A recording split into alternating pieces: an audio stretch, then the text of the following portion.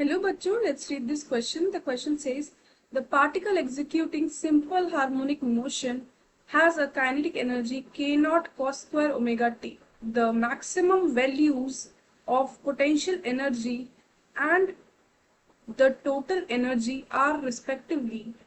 Key concept.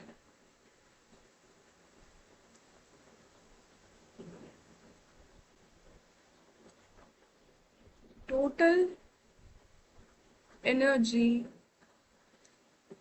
in simple harmonic motion.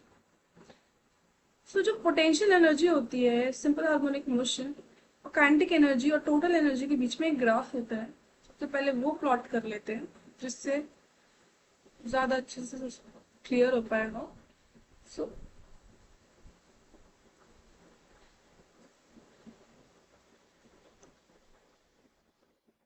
ये हो गई X axis, Y axis. Y axis represent कर रही है एनर्जी को और एक्स एक्सिस डिस्प्लेसमेंट को रिप्रेजेंट कर रही है और डिस्प्लेसमेंट को एक्स से डिनोट कर देते हैं।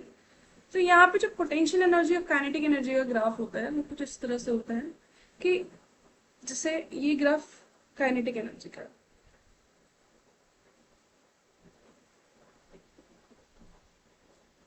दिस इज काइनेटिक एनर्जी,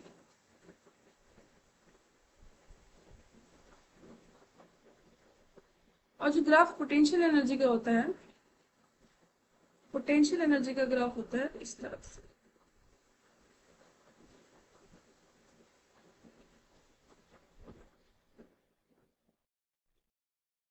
ये है पोटेंशियल एनर्जी और जो टोटल एनर्जी होती है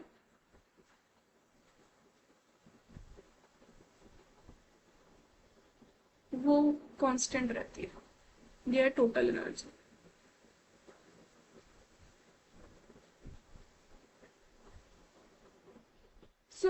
जो टोटल एनर्जी होती है, टोटल एनर्जी को टीई से रिप्रेजेंट कर रहे हैं। Total energy equals to potential energy plus kinetic energy.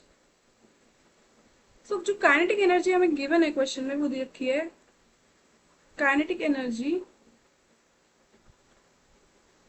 Is k nought cos square omega T.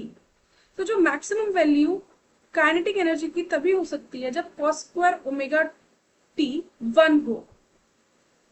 अगर हमें काइनेटिक एनर्जी की मैक्सिमम वैल्यू चाहिए तो वो k नॉट होगी, क्योंकि cos स्क्वायर ओमेगा टी की वैल्यू 1 होगी, क्योंकि cos स्क्वायर ओमेगा टी की वैल्यू मैक्सिमम 1 हो सकती है। तो the maximum value of kinetic energy will be k nought. और हम एनर्जी ग्राफ से देख सकते हैं, energy graph of simple harmonic motion देख सकते हैं कि जो टोटल एनर्जी है वो कांस्टेंट रहती है। तो अगर काइनेटिक एनर्जी मैक्सिमम हो जाएगी, मैक्सिमम हो गई काइनेटिक एनर्जी, तो पोटेंशियल एनर्जी को मिनिमम होना पड़ेगा। तो इसलिए तो पोटेंशियल एनर्जी सारी की सारी कन्वर्ट हो जाएगी काइनेटिक एनर्जी में due to law of conservation. और जब पोटेंशियल एनर्जी 0 होगी तो काइनेटिक एनर्जी मैक्सिमम होगी, जो कि होगी k nought. At potential energy equals to 0, kinetic energy is maximum, that is equals to k naught। और अगर maximum value of total energy देखें तो वो काइनेटिक एनर्जी के बराबर हो जाएगी और हो जाएगी k not. So total energy हो जाएगी इक्वल काइनेटिक एनर्जी के, जो कि काइनेटिक एनर्जी की मैक्सिमम वैल्यू है, और हो जाएगी k नॉट के बराबर। और जब हम मैक्सिमम पोटेंशियल एनर्जी होगी तो काइनेटिक एनर्जी 0 हो जाएगी। At kinetic energy equals to 0, potential energy is maximum, that is equals to k nought. और जो हमारी टोटल एनर्जी होगी वो पोटेंशियल एनर्जी मैक्सिमम के बराबर हो जाएगी k नॉट। मतलब जो हमारी मैक्सिमम वैल्यू होगी पोटेंशियल एनर्जी की वो होगी के नॉट, और टोटल एनर्जी की जो वैल्यू होगी वो भी के नॉट होगी. So the correct option is option C. Hope you understood it well.